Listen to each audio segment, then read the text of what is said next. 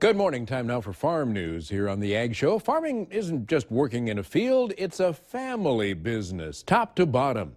And like any business, when the owner starts to think about retirement, he or she may want to pass on their legacy to the next generation. So, as has been the case for many years, local farmers, producers, and ranchers are showing up in large numbers to design their own succession process. It's a two-night workshop at the North Central Research Extension Center tonight and tomorrow. Workshop, a chance for those people to learn about starting that process, developing a plan, and holding regular family meetings. NDSU Extension Agent Paige Brumman says farms and ranches are unique because the dollar value of the assets are so large. She says you should have everything set up ahead of time with all of your family members included in the process. You did need to pre-register for the two-night workshop, but anyone who missed out this week can keep an eye on the NDSU Extension website for upcoming succession workshops here in eastern North Dakota. State veterinarians haven't wasted any time testing for bird flu in the Pacific Northwest. Reps from the USDA visited almost 100 sites over the weekend to test for the disease. Davis Wallman explains why they aren't taking any chances. Veterinarians working for the feds don paste-white protective suits. It's been the getup for 18 vets and veterinary technicians who descended into the bird flu quarantine zone this past weekend.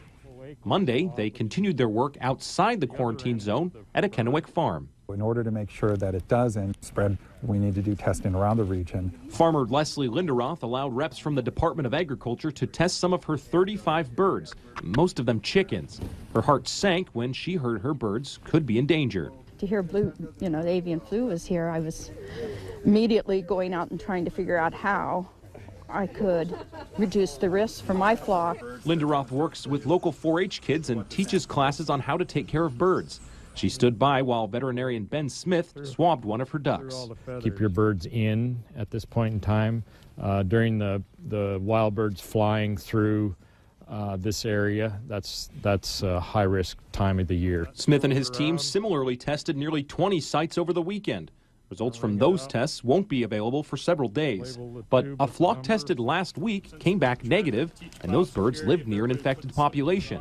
The USDA says that's a good sign, but a quarantine could last 8 months. It covers 20 square miles and prevents birds from being taken outside that area. Anyone who has birds should be concerned and should be taking steps to make sure that they're keeping their birds safe and healthy. For Leslie, that means keeping her birds in separate cages and making her farm less attractive to migrating wild birds. Well, I think that there are a lot of people that are hesitant about having their birds tested, and I'm hoping that they will realize the importance. USDA veterinarians will continue voluntary testing this week. Reps say businesses within the quarantine zone will be able to apply for special permits later this week for selling their poultry or eggs. And of course, in the wake of all of this, China has suspended imports of U.S. poultry. Time now for Stewardship Wednesday, staying ahead of the curve in animal care. It's the winter cold and flu season, both in the house and in the barn. Question is, can we make livestock sick, or can all that coughing in the barn make humans sick? The truth of it is there's some crossover. Pink eye happens to not be one of them. The organism that most commonly infects people that we call pink eye is not the same organism that infects cattle, okay, which is a good thing. But there are some that do cross over. Salmonella, for example, can cross over. Some staph infections can cross over, and others too, but not the one associated with pink eye. Pink eye in cattle is specific to cattle. I can't think of any. There was a little bit of crossover that was sheep and cattle with the same organism causing pink eye. But outside of that, there really doesn't seem to be any evidence for those organisms and infecting any other species at all other than cattle. How about blowing my nose or sneezing in the barn? Can I make the calves sick? Good question. The answer is no. The one where there's a little bit of relationships is the influenza virus. The virus we call H1N1, and now it's got other names because there's other strains out there. Avian influenza, swine influenza. It turns out there actually is a bovine influenza virus too. It was just recently discovered actually.